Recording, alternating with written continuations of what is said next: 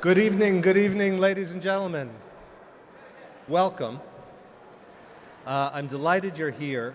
I'm very, very pleased to be able to celebrate this evening the publication of Alone by Michael Korda, who needs no introduction, but nonetheless I'm going to give him one because I'm such a fan. Michael is, without question, one of the most important editors of the 20th century in publishing, as the editor-in-chief of Simon & Schuster for many, many years. He edited everyone and anyone that you could think of, from the Presidents Nixon and Reagan to Jacqueline Suzanne and Joan Didion. It's an extraordinary range. Michael was always, during that time, a writer of both nonfiction and fiction. But upon his retirement, he really began to focus on history and writing as a historian. The first book that he did along those lines, his biography of Dwight Eisenhower, we had an evening for that book here at the store, which was marvelous, and I highly recommend it. It's one of the best books about Ike that I've ever read.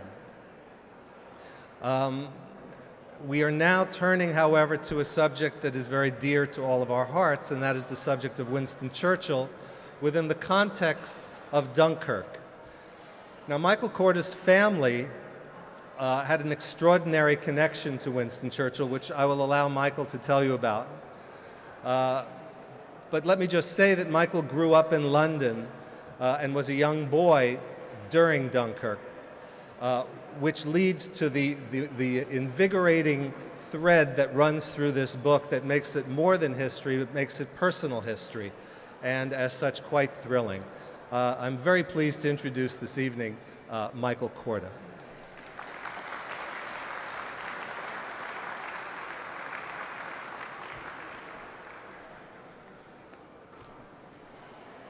Well, if you can't hear me back there, you'll have to raise your hand and I'll raise my voice. Can you hear me?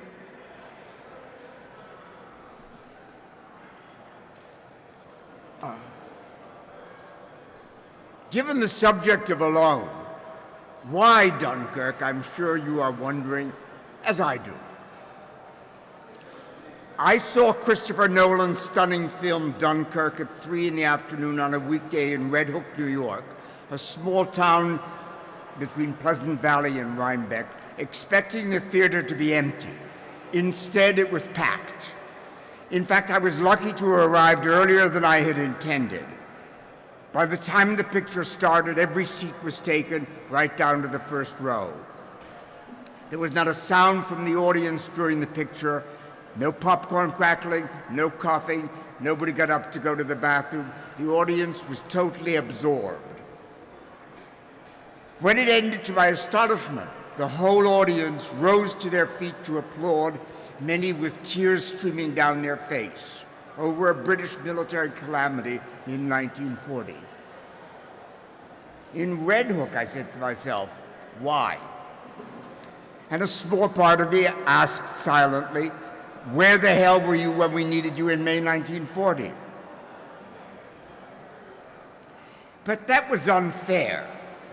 It was not a young audience, but hardly anybody in it except for myself had been alive in May 1940, and it would have been foolish, even churlish, to blame America for not entering the war until Japan bombed Pearl Harbor in December 1941, nearly a year and a half later, forcing America into a war it was trying to avoid. Who, given the chance to stay out of that war, would not have taken it? The British had not been eager to come to the defense of Poland in September 1939, still less the French. After all, it was only 21 years since we had defeated Germany in what was until 1939 still called, quote, the Great War, unquote, with casualties that today soar beyond the imagination. Over 750,000 British war dead, 60,000 British casualties on the first day of the First Battle of the Somme in 1915. Over 1,350,000 French war dead, over 2 million French gravely wounded or mutilated. a war that cost a worldwide total of over 41 million lives, and all of them apparently dead for nothing, zero, except the need to repeat the whole thing a generation later, this time with more powerful weapons and facing an unapologetically fierce ideology that glorified war. More sobering still, it had taken the combined effort of France, the United Kingdom and its empire, Russia, the United States, Belgium, Italy, and Japan to defeat Germany last time round in 1918, and even then by only the very thinnest of margins. Nobody in France or the United Kingdom imagined that the Germans could be defeated by France and Britain alone, nor could anyone have imagined the chain of catastrophic events that would give the British Expeditionary Force over 255,000 men driven back to a strip of beach 12 miles long and only a few hundred yards wide. How? Why did it happen is the subject of Alone. From May 10th, 1940 to June 4th, 1940, in just over 3 weeks, Hitler won the great victory he had dreamed of against France and lost the war. The phony war, phony for everyone but the Poles and to a lesser degree the Danes and the Norwegians, had dragged on from September 3rd, 1939 to May 10th, 1940, lulling Britain, France, and even Germany's ally Italy, still neutral, into the belief that the war might somehow be settled by deft negotiation, by old-fashioned diplomacy, or even by a coup against Hitler on the part of the German army or German conservative politicians, rather than fought out to the bitter end as it had been in 1914-1918. The chief problem of the Allies was that nothing happened. Nearly 500,000 men of the British Expeditionary Force, plus a substantial contingent of the Royal Air Force, sat idle and grumbling in France, while over 3 million Frenchmen sat in a mood of sullen resignation guarding the French frontier. Almost a third of them in or behind the world-famous Maginot Line, which had been built in the 1930s at a cost of nearly 3 billion French francs, an enormous sum for the day. The British Expeditionary Force, or BEF, represented the bulk of Britain's irreplaceable regulars, professional soldiers who would be needed to provide the backbone of the conscripted army as it was formed up. Very slowly indeed, as the French constantly complained. The French were overwhelmingly conscripts, for every able-bodied Frenchman was obliged to perform his military service, 2 years in uniform followed by an annual period of training, intended to produce a mass army big enough to defeat, or better yet, to deter German aggression. Keeping a large army immobilized for 8 months is never a good idea. A defensive strategy, as Napoleon pointed out, is going to lead inevitably to defeat. A large army composed of civilians in uniform, all eager to get home, is particularly prone to lose whatever edge it possessed. This, unfortunately, perfectly describes the French army in the spring of 1940. The French devoted their time to making themselves as comfortable as possible. The British devoted themselves to spit and polish, with the occasional entertainment and the occasional visit of the members of the royal family and politicians. Neither army was well equipped for modern warfare. The French, contrary to present-day assumptions, had more and better tanks than the Germans, but they were relegated to infantry support, even though the then relatively unknown Lieutenant Colonel Charles de Gaulle had published a controversial book in 1934, Vers l'armée de métier, advocating just the tactics that the Germans would use to defeat Poland and France. His book sold less than 1,000 copies in France, but sold many, many times that number in Germany, where it was read aloud to Adolf Hitler and became the Bible of the officers who would command the German armored forces. The rapid German success against France is usually attributed to superior mechanization, but this is a misleading picture. German artillery was horse-drawn in 1940 as it hadn't been in 1914. And German infantry still advanced on its feet, not in trucks, with company commanders riding ahead of their men on a horse. There were still over 500,000 horses in the German army in 1940.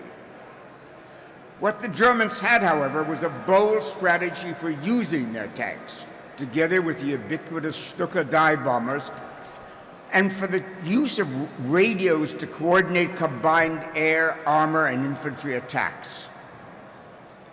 Blitzkrieg was a state of mind intended to prevent a repetition of the static warfare on the Western Front in the First World War. The Allies were further hampered, as they had been in 1914, by their determination to respect the neutrality of Belgium unless or until the Germans violated it, and by the commitment of the French army to its elaborate system of defenses. As weeks turned into months, it began to seem to many that Hitler would never attack, and of course it became the aim of French and British policy not to provoke him into attacking. Thus, the Royal Air Force was limited to dropping propaganda leaflets over Germany rather than bombs. When it was suggested to the British Secretary of State for Air, Sir Howard Kingsley Wood, that the Royal Air Force should bomb the Black Forest, which was then thought to contain ammunition dumps, he replied indignantly in the negative, saying, "Why, that is private property. The next thing you will be asking me is to bomb Essen." So much for the mood in Britain. On May 10th, all that came to an abrupt end. A debate in the House of Commons on May 8th and 9th over the conduct of the campaign in Norway led to the resignation of Prime Minister Neville Chamberlain.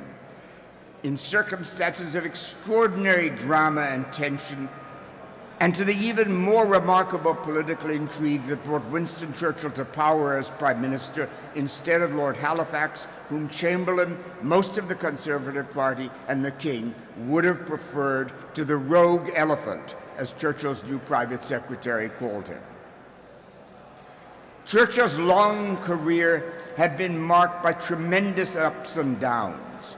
He was widely distrusted by his own party and by the royal family. He had been stubborn about a whole range of things and wrong about many, including but not limited to independence for India, finance, the strength of the French army, and the marriage of the former King Edward VIII to Wallace Warfield Simpson. But from 1933 on, he was right about the one thing that mattered: Adolf Hitler. Churchill had been against appeasing Hitler. He had been in favor of rearming Britain. He had constantly pointed out the danger of Nazi Germany and the facts of German rearmament, which few people in or out of government believed or wanted to hear. His had been the only voice of alarm, crying out almost alone in the wilderness, and now he had been proved right. Everything he had foretold with such eloquence had come to pass. Poor people, he remarked as he returned from Buckingham Palace, having accepted the seals of office from the King. They trust me, and I can give them nothing but disaster for a long time. In fact, he would give them, only 24 days later, the most astonishing of good news: that the British Expeditionary Force, cut off and surrounded by the Germans, stranded by the rapid collapse of the Netherlands, the sudden surrender of Belgium, and the retreat of the French army on its right, had fought its way to Dunkirk, the only channel port remaining which the Germans had not yet captured, and from there was being ferried back to Britain by 1,100 ships of all kinds, ranging from lifeboats and motor yachts captained by their owner to destroyers and pleasure steamers, bringing back an astonishing grand total of 336,266 men, enough to preserve the core of the British regular army and to ensure their presence behind the beaches if the Germans attempted to invade.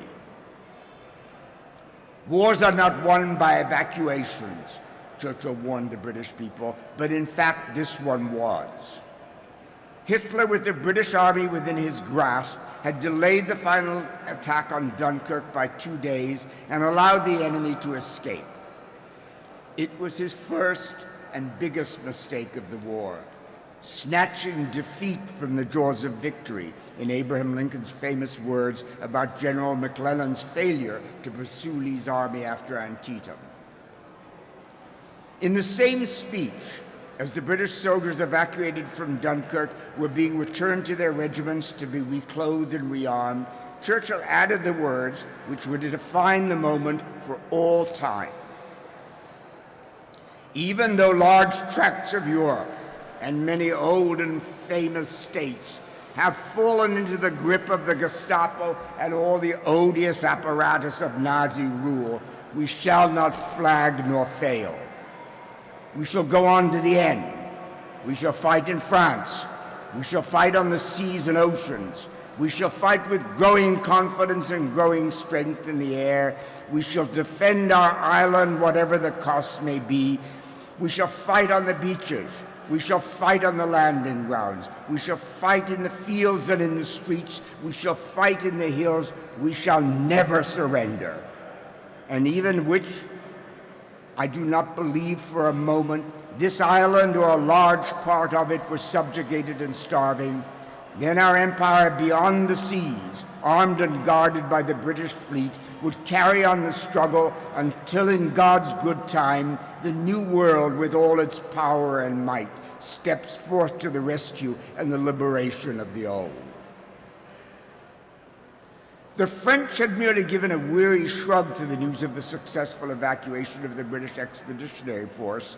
Their attitude was that of Premier Paul Reynaud, who remarked acidly that the moment a British general faced battle in France, the first thing he thought of was the nearest route to a Channel port. But the British, by contrast, experienced a sharp and surprising rise in morale. That was increased by the bustling energy and self-confidence of the new Prime Minister, who had not only warned of the battles ahead, but it seemed looked forward to them. Unlike Chamberlain, whose spirit was one of resignation, Churchill not only had an overflowing outtray of orders, demands, and suggestions to meet the new threat aggressively by land, by air, and by sea, but wider and more far-reaching strategic goals. His bumptious son, Randolph, home on leave as an officer in his father's old regiment, the 4th Queen's Own Hussars, recorded a brief conversation with his father about how he intended to fight the war. "I went up to my father's bedroom," Randolph wrote. "He was standing in front of his basin and shaving with an old-fashioned valet razor. He had a tough beard, and as usual, he was hacking away. 'Sit down, dear boy, and read the papers while I finish dressing.' I did as I was told. After 2 or 3 minutes, he half turned to me and said, 'I think I see my way through.' He resumed shaving. I was astounded and said, 'Do you mean that we could avoid defeat?' which seemed credible, or beat the bastards, which seemed incredible. He flung his valet razor in the basin, swung around and said, 'Of course I mean we can beat them.' I said, 'Well, I'm all for it, but I don't see how you can do it.' By this time he had dried and sponged his face, and turning around to me, he said with great intensity, 'I shall drag the United States in.'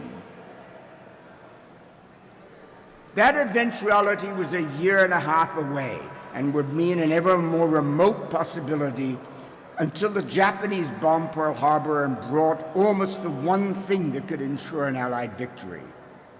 But the conversation with Randolph captures both Churchill's intensity and his grasp of what was needed.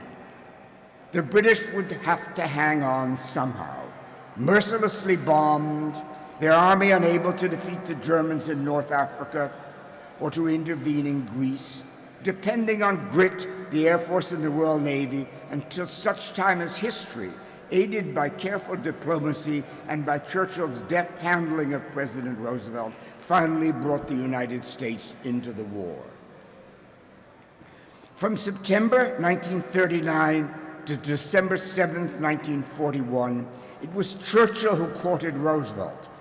And after Pearl Harbor, it was the president who swiftly dominated the relationship and expertly soothed the prime minister's ruffled feathers over the many differences of strategy and war aims.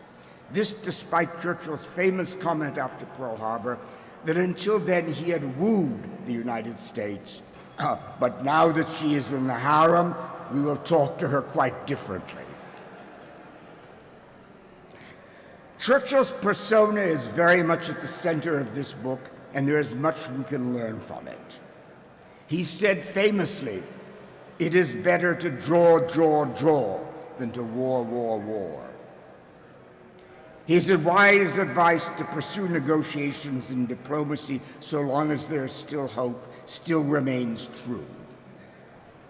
He also said, speaking to the schoolboys at Harrow, his old school, "Never give in, never give in, never, never, never, never, in nothing great or small, large or petty.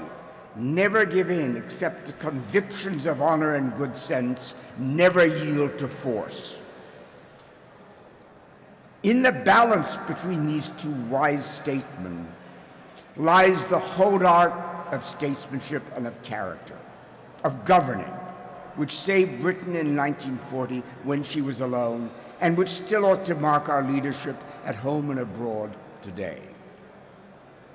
The month of May 1940 crushed many illusions, but it was a huge turning point. France was defeated. The British Army was rescued.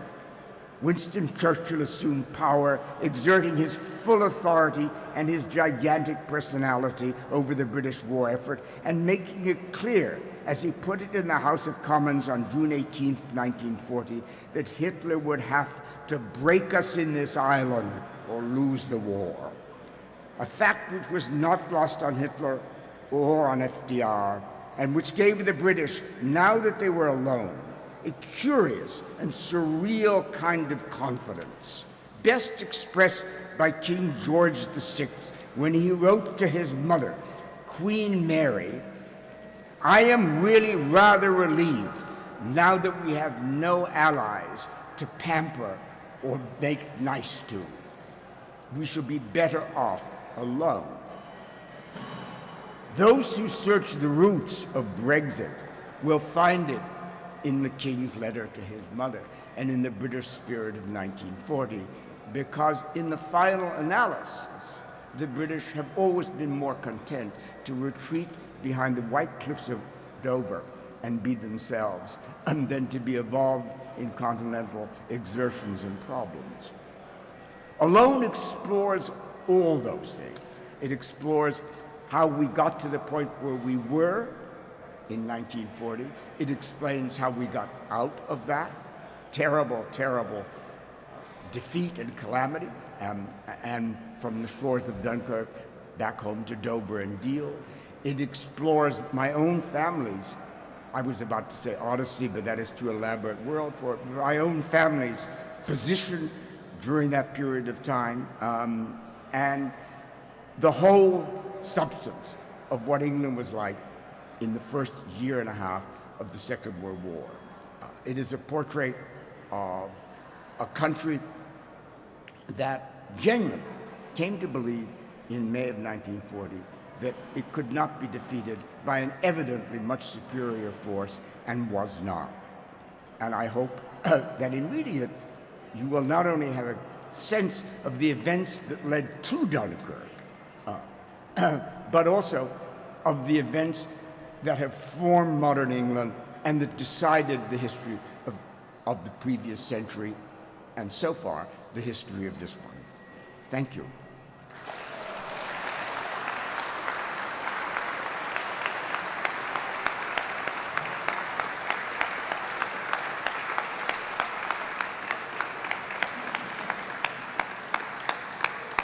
I would be very happy to answer questions. I must warn you, however, that I am deaf enough so you will have to speak up. Well, we've made provisions so that we can all hear the questions. We have microphones at either end. If you have a question, just raise your hand. We'll bring a microphone to you. If you have a question. And if you have no, oh yes. Just wait for the microphone. Thank you, Michael, for some wonderful words. Were your satisfactions complete with the movie Dunkirk? Yes, they were. I liked it very much. I not only thought it was wonderful, I think it's a new kind of war film because it shows you everything that happened through the eyes of four people who never meet each other or have anything to do with each other and never will. And it's contained in that very narrow but effective form, and with no explanations about where things were or when they happened. And I thought that was brilliantly done. I did an interview for French television today, and I was asked whether I didn't think it wrong that the film Dunkirk does not show the fact that the British Army would never have been able to evacuate from Dunkirk had the French fought a very gallant rearguard resistance for almost a week with very high losses. And I said, yes, of course that's true. And of course it will be better if we recognize that. But the whole object of Dunkirk is to present you, as it were, the oyster in a closed shell of what happened to four English people who represent the air in the Royal Air Force pilot, the sea in the man who takes his son and his son's teenage friend on his boat to go south to Dunkirk, the British naval officer on the beach, and a single British soldier. The movie would be ruined if it stopped and said, and by the way, we ought to tell you about the French rearguard action. If history were about fairness, of course it should. That should be in there. But it does not. What it sets out to do, I think it does perfectly. And what it leaves out quite correctly from the point of view of the movie. One reason to read alone, however, is that I do try to provide not only a picture of everything that preceded Dunkirk and how we got there, but also a rounded picture of everyone, because I want to show what was happening in Paris, and politically and in personal terms, through the eyes of people like Claire Bouthelous, who was in Paris. I want to show what was happening in Berlin, what was happening in Hitler's headquarters, what decisions the Germans were making, how they interpreted the situation in front of them. I want to show what was happening in Belgium, what was happening in Holland. I want to give a rounded picture of the whole event. And I was going to say, to be fair to everybody, which sounds as if it were a football game, but at any rate, to give everybody the time and the attention so that you understand their motives and the reason why they made their decisions. One example of that is that Hitler is, generally speaking, blamed for the decision to halt the German armored forces when they were within reach of Dunkirk and give them 2 days of time to service their tanks and rest, because they had made, of course, a tremendous advance in a very short period of time. The truth of the matter is, it ain't that simple. The older German generals did not particularly like the whole idea of armored forces to begin with, and didn't trust it any more than British or French or American generals did at that time. And they also, at the back of their minds, thought of the tank as, to quote the words of a British military manual published in 1939, an armored mechanical horse.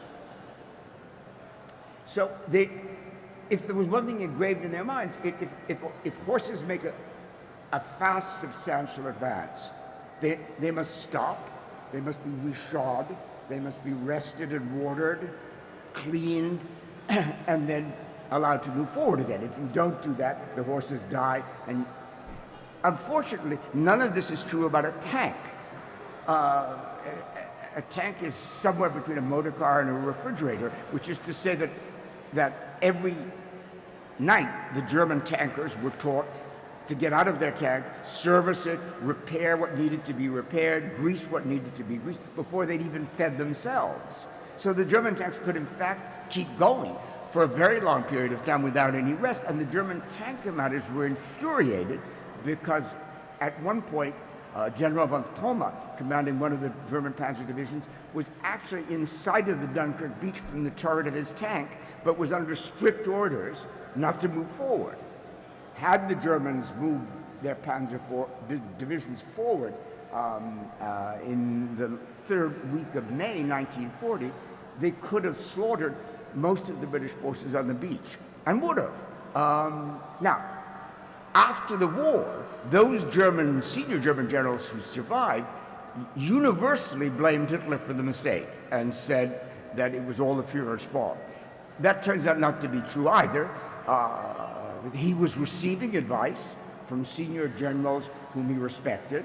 He had not yet acquired a sense of a personal command, which would lead him to so many mistakes after 1942. And although he admired the German armored commanders, he still listened to the older German generals because they were senior and commanders. And somewhat against his will, he allowed the Panzer halt to take place and thus gave the British a chance to get off. It's not, in short, a Hitler decision. It's a large-scale decision thought out in the best terms by reasonable and knowing people. The only people who were against it were the Panzer commanders themselves, who were outraged, but nobody cared. So again and again in the book, I have tried to get back to what the truth was.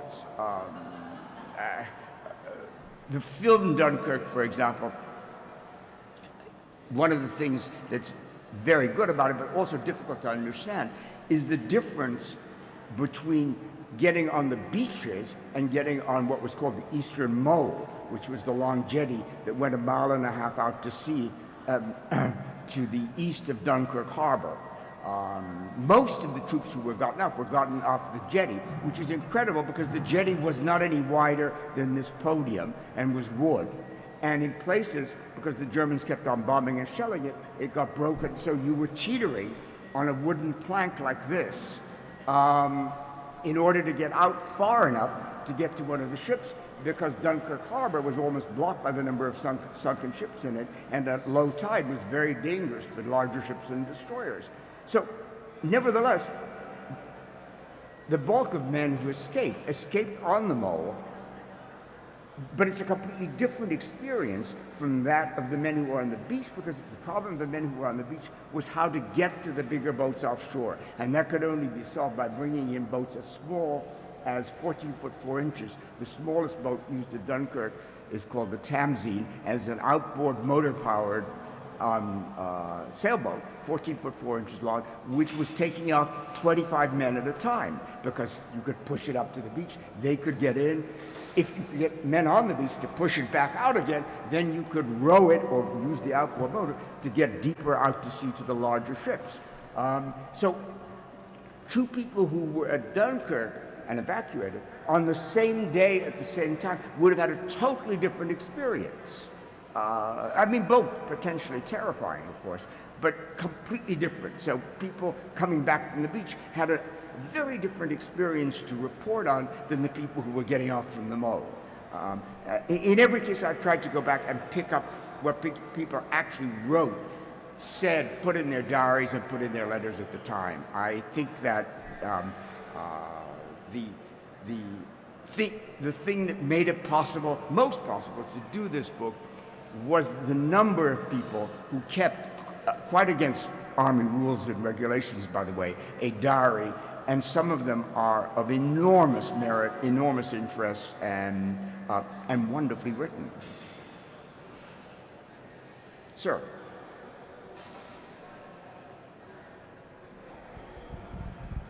Have you had the opportunity to speak to young people, to students, about the events of 1940?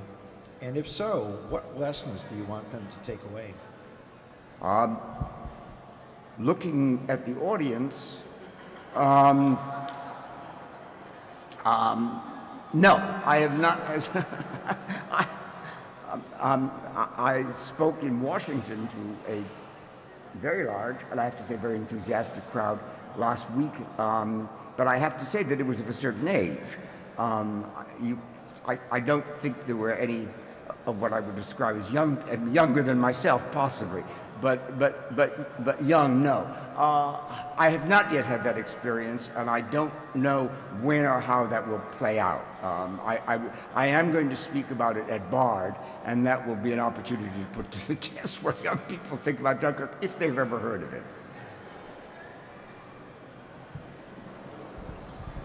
What were the circumstances that brought your uncle into a position where he helped Churchill financially?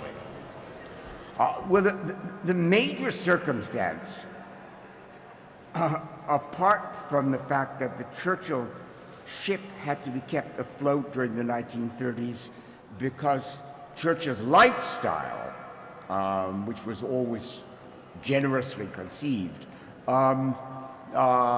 took place without any regard whatsoever for his income. And I mean, the best he could come up with as his way of saving money was to buy a slightly cheaper brand of champagne. And a small group of people consisting of my uncle, Alex Korda, Brendan Bracken, owner of the Financial Times and Churchill's political fixer and financial advisor, Henry Strakosch, a South African Jewish millionaire, Max Beaverbrook, the Canadian owner of the Daily Express, and a couple of other people. Throughout the 30s, got Churchill the jobs and the possibility that kept him afloat. My uncle Alex gave him a contract at, I believe, 15 or 20,000 pounds a year as an advisor on historical scripts for London films, and bought the motion picture rights to all of the Churchill books at hugely inflated prices, even though there was not the slightest possibility they would ever be made into movies. And he did so for two basic reasons, really. Reason number one was that he and Churchill liked each other. They both liked cigars, brandy, champagne, good living, superlative tailoring, comfort south of France, gambling in casinos, and did that whether they had money or not, as if it made no difference. And so although one was half American and the grandson of a duke, and the other was Hungarian, half Jewish, and a motion picture producer, they had very much the same kind of spirit and liked each other, as all this group of people did. The other was that Alex had made films in Germany from 1927 through to 1930 and returned to Germany after a stint in Hollywood in 1932 and then left Germany in 1935. He knew what Nazism stood for and had experienced fascism during the Horthy Revolution in Hungary in 1919. And so he, like the rest of them, naturally gravitated to the one person in English politics who understood what Hitler was about, how dangerous he was, and where Germany was going. And so theirs was a relationship founded both on friendship, on the same tastes, extravagant tastes, and on a very strong political feeling that Germany was a terrible danger.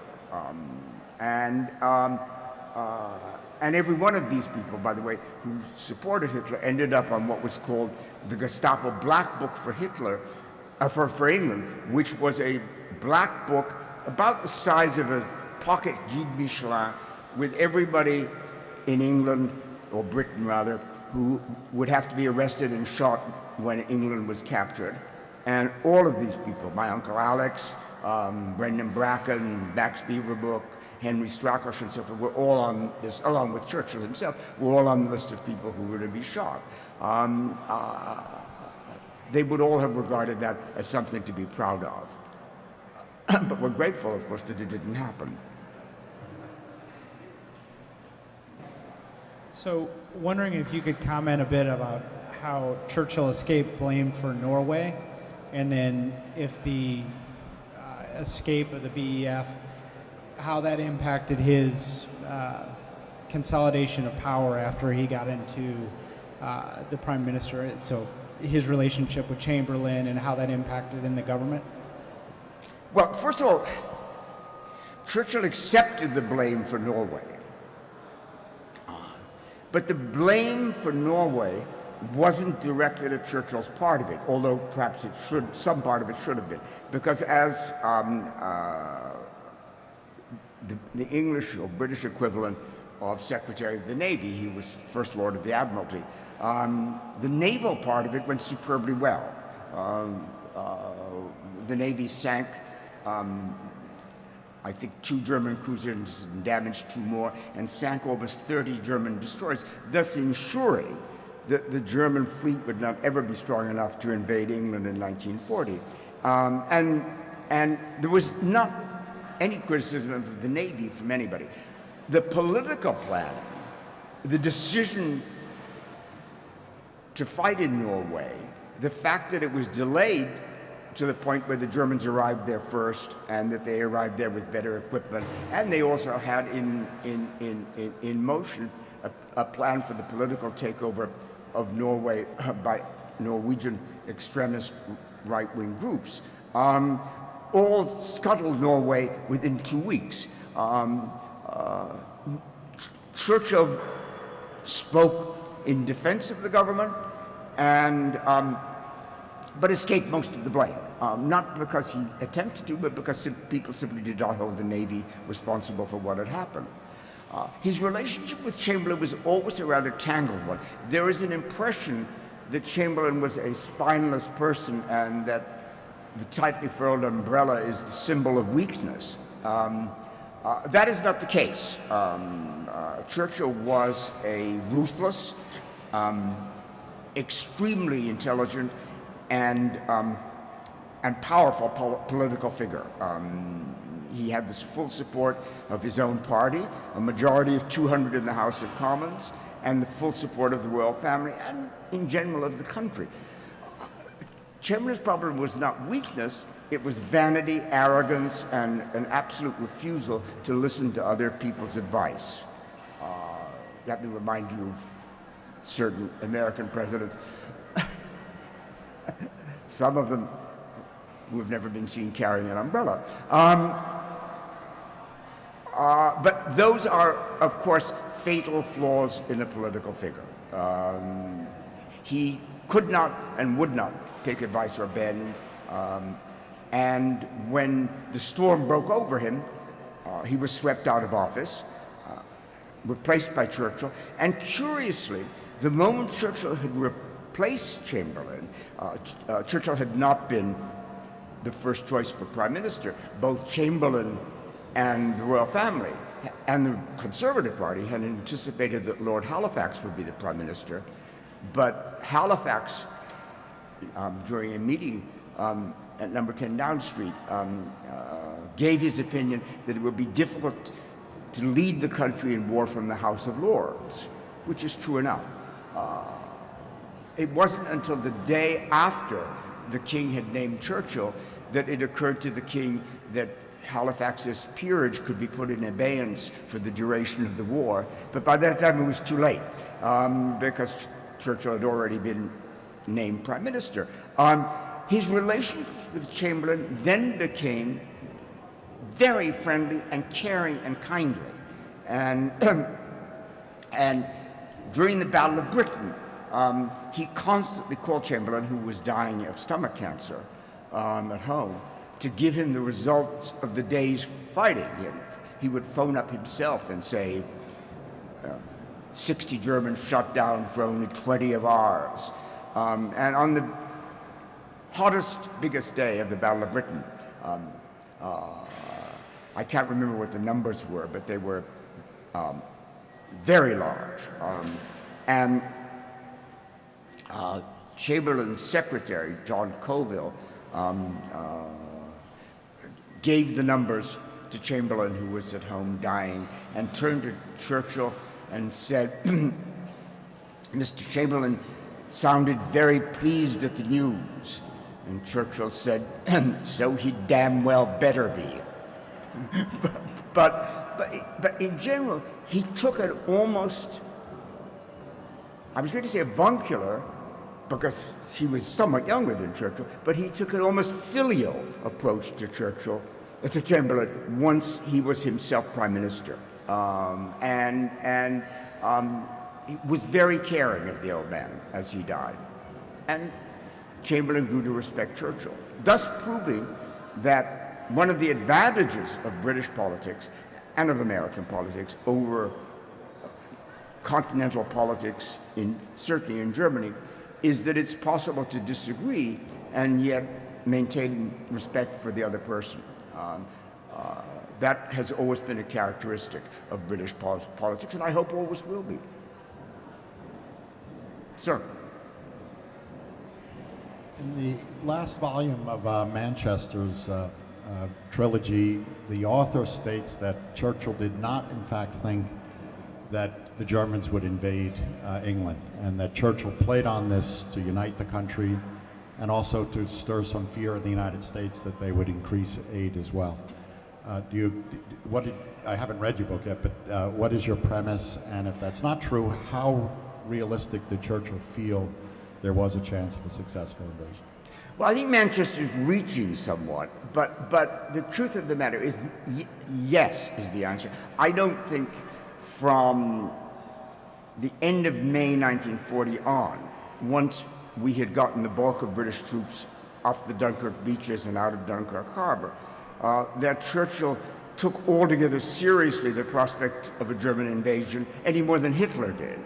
Hitler's interest in the invasion was, to put it mildly, limited and unenthusiastic.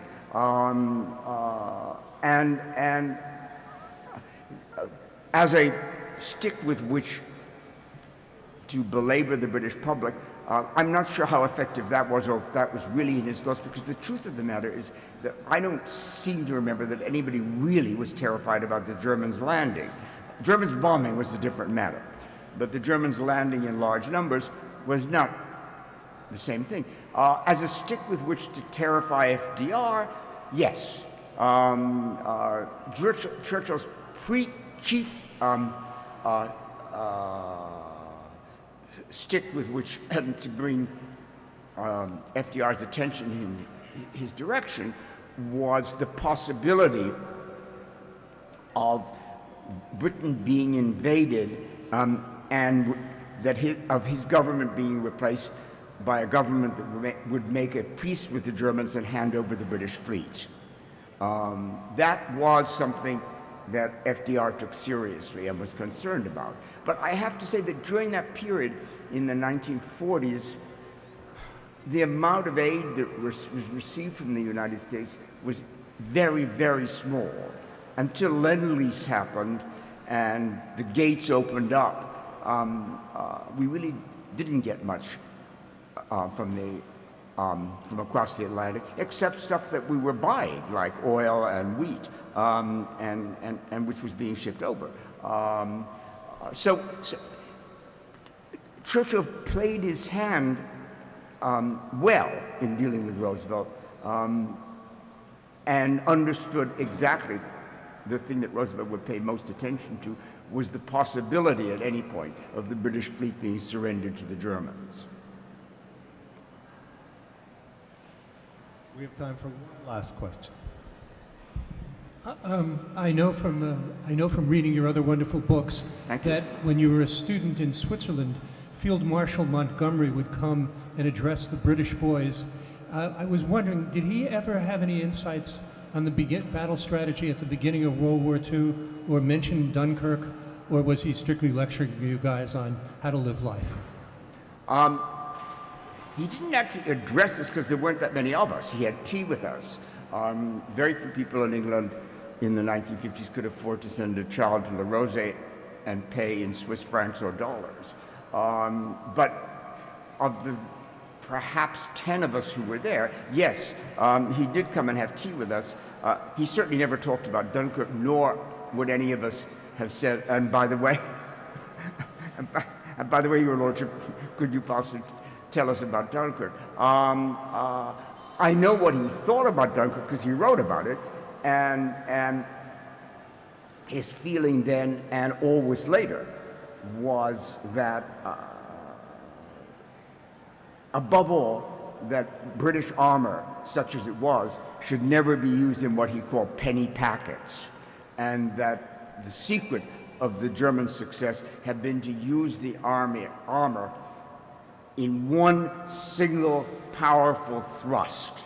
By the way, we, by which I mean Great Britain and the United States, didn't work this out in any elaborate form until 1944, so it took everybody a while to get round the notion that you didn't put a tank here, a tank there, use a tank to back up an infantry platoon or whatever, or a battalion.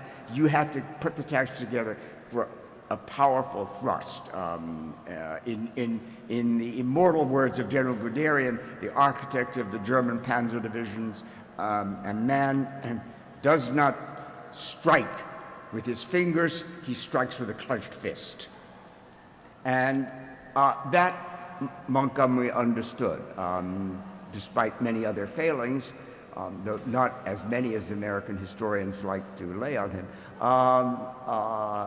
He understood that better than any other British general. Ladies and gentlemen, we are going to return to the bookstore, and Mr. Korda will be available to sign books. I thank you all for coming, and I say to you, let us thank Michael Korda. Thank you very much. Thank you. Thank you.